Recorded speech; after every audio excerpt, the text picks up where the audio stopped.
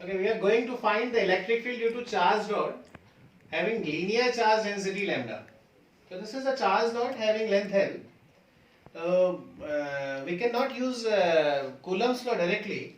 इसलिए नहीं कर सकते because the Coulomb's law is for the point charges, the force between point charge, the electric field due to point charge. To make it point charge, we have to consider a small segment dl over there. हमें यहाँ पे एक dl consider करना पड़ेगा.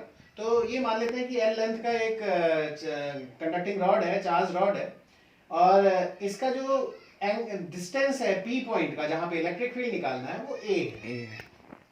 तो ये segment मैंने consider कर लिया है dl, और जो dl सेगमेंट कंसिडर किया है मान लेते हैं ये इस पर्टिकुलर P पॉइंट से d फाई एंगल फॉर्म करता है, और जो r डिस्टेंस पे है और ये फाई एंगल बना रहा है, r जो है फाई एंगल बना रहा है. तो ये जो dl जो है ये इलेक्ट्रिक फील्ड d फॉर्म करेगा, एक d इलेक्ट्रिक फील्ड क्रिएट होगा इस dl के कारण. उसके दो कंपोनेंट होंगे, एक d cos फाई और एक d sin phi.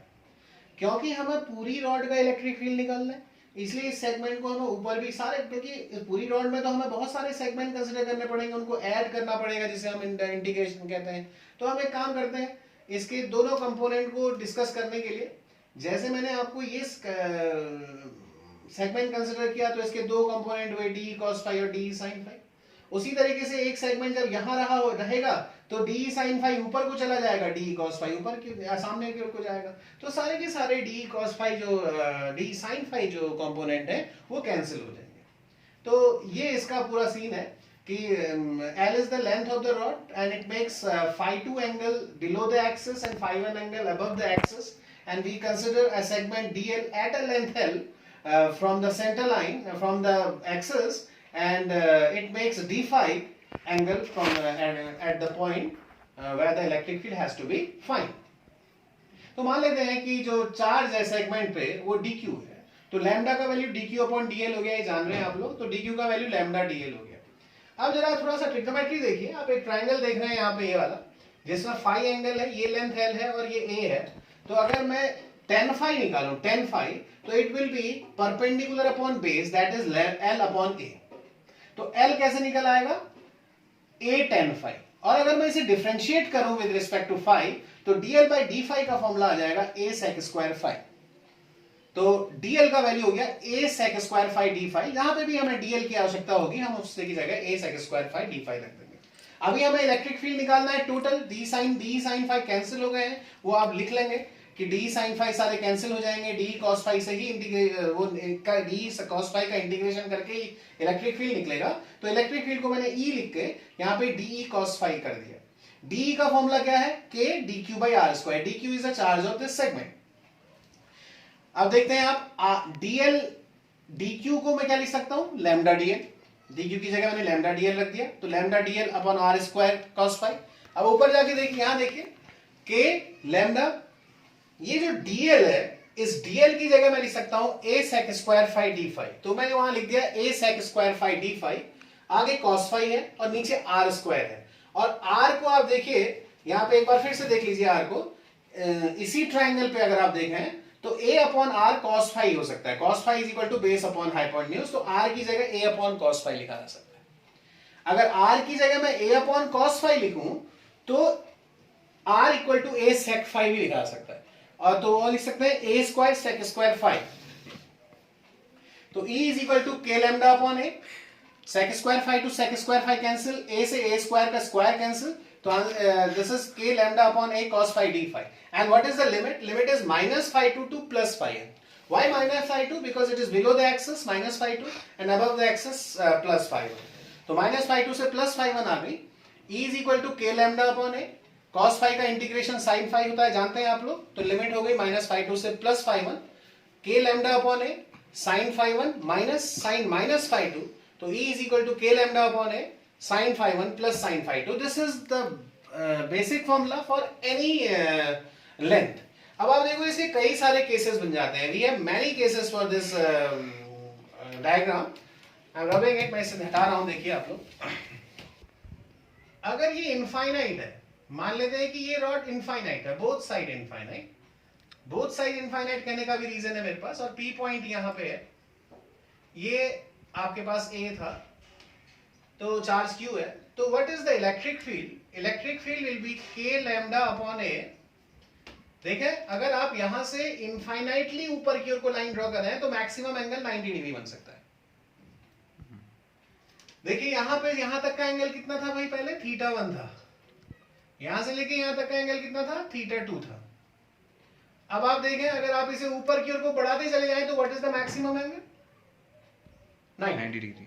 And what is the maximum angle with 90 degree? तो it is sin 90 plus sin 90 for infinite wire, for wire of infinite length. So what is the answer? E is equal to 1 upon 4 pi epsilon naught lambda upon a 1 plus 1. So electric field is 1 upon 4 pi epsilon naught 2 lambda by a. This is the electric field due to infinitely long wire. If the wire is semi-infinite, आप देखते रहिएगा। If the wire is semi-infinite means एक तरफ से infinite है, एक तरफ से finite है। It is θ1 but θ2 is 90 degree. It is called semi-infinite wire. If the semi-infinite wire, what is the electric field? Electric field will be k lambda upon a sin 90 plus sin θ1. So E is equal to k lambda upon a 1 plus sin θ1. Semi-infinite wire. If the wire is semi-infinite,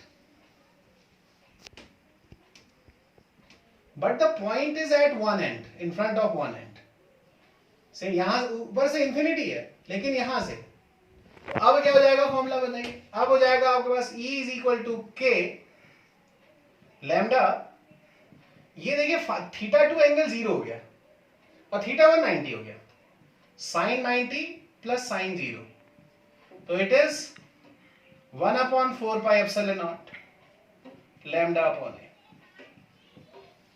तो कई सारे cases बना सकते हैं। ये भी हो सकता है कि वायर ऐसे हो और एंगल यहां, पॉइंट यहां हो। अब क्या करेंगे? अब आपके पास देखिए θ1 और θ2 बोथ आर पॉजिटिव।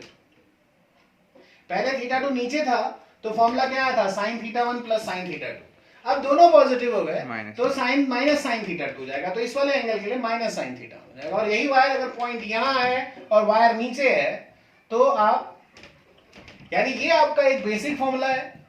इस फॉर्मूले से आप सारे के सारे वायर के किसी भी केसेस को आप निकाल सकते हैं। Okay, now this is the second case जो पिछले साल पेपर में आया था, तो इसी साल बल्कि कह रहे हैं कि इस बार के पेपर में आया था 2019 के, कि एक सर्कुलर रिंग की एक्सिस पे आप इलेक्ट्रिक फील्ड निकालिए। पहले हम लोग क्योंकि सिलेबस में था इसे पढ़ाते थे, इस बार अभी तक सिलेबस में नहीं लिखा गया था तो इस वाले केस को छोड़ देते हैं, लेकिन इस बार से पढ़ाएंगे आप लोगों को हम। तो ये क्या है, आपके पास ये एक रिंग है जिसकी चार्ज डेंसिटी लैम्डा है। It is given in the question कि the linear charge density is lambda and what you have to find, you have to find the electric field at point P due to this ring. तो case is same as the last one. You have to consider a length dl over there because you cannot find the electric field due to ring directly because the Coulomb's law is for the point charges. तो इस dl की वजह से जो electric field होगा वो outward होगा, ये जान रहे हैं आप लोग d। तो इसके दो कंपोनेंट होंगे de cos थीटा और de sin थीटा। और ये मैंने आपको पहले बता दिया था कि de cos थीटा और de sin थीटा में देखिए आपको जब इसका पूरा इलेक्ट्रिक फील्ड निकालना होगा ना, तो तब आप इसके सारे पॉइंट पे सेगमेंट कंसीडर करेंगे, हर जगह सेगमेंट कंसीडर करेंगे। और हर जगह सेगमेंट कंसीडर करेंगे तो वो सेगमेंट जब आप इस जगह से देखेंगे, यहां से देखेंगे, तो उसके जो डी साइन थीटा वाले सेगमेंट हैं वो ऐसे दिखाई देंगे सारे कंपोनेंट की वजह से। स्फेरिकल सिमेट्री में, स्फेरिकल सिमेट्री नहीं, सर्कुलर सिमेट्री में आपको सारे के सारे सेगमेंट ऐसे दिखाई देंगे। ऐसे दिखाई देंगे तो इनका नेट क्या हो जाएगा? 0। लेकिन ये डी साइन फाई वाले हैं। कौन से वाले हैं? D sine phi. और डी कॉस फाई वाला जो सेगमेंट है वो आपका बाहर की ओर को आता हुआ दिखाई देगा आपको जब आप वहां से देखेंगे। रिंग ऐसे रखा हुआ है देखिए, और इस रिंग की वजह से इस पर्टिकुलर पॉइंट पे इलेक्ट्रिक फील्ड ऐसे, इसके दो कंपोनेंट हैं, एक डी साइन थीटा और एक डी कॉस थीटा और एक डी साइन थीटा। और डी साइन थीटा देखो इस प्लेन में हर जगह आएंगे जब आप सारे के सारे सेगमेंट को देंगे। तो जब इस प्लेन पे सारे के सारे सेगमेंट आएंगे तो D sine theta will cancel each other, तो ये सारे के सारे सेगमेंट कैंसिल कर देंगे। तो हमारे पास फिर से इलेक्ट्रिक फील्ड किसकी वजह से बचेगा, सिर्फ डी कॉस थीटा की वजह से। तो जो आपके पास इलेक्ट्रिक फील्ड आएगा इसकी एक्सिस पे वो होगा integration of D cos theta. अब मैं डी का फिर से वैल्यू रखता हूं, देखिए इट विल बी 1/4πε0, जिसे आप के भी लिख सकते हैं, dq/r² cos theta. What is dq? It is lambda dl। अब बार बार लिखने की जगह dq lambda is equal to dq/dl। तो what is dq? Lambda dq is equal to lambda into dl। तो when I place the value 1/4πε0 lambda dl divided by r² I can write √a² plus x² into cos theta। Now check the cos theta। Cos theta equal to base upon hypotenuse। Base is x, hypotenuse is √a² plus x²। ये तो whole square हो गया r² वाला। cos theta की जगह मैं लिख सकता हूं x divided by a² plus x² की पावर 1/2। तो आप आइए नीचे 1/4πε0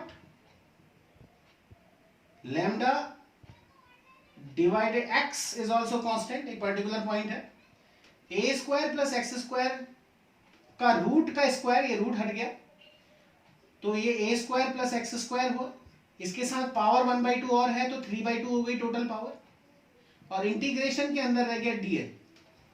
अब अगर आप देखें dl को इसके चारों तरफ घुमाएंगे तो dl का इंटीग्रेशन 2πa आ जाएगा।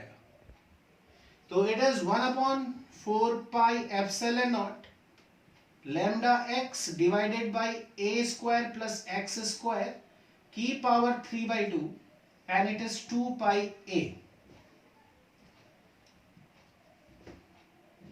तो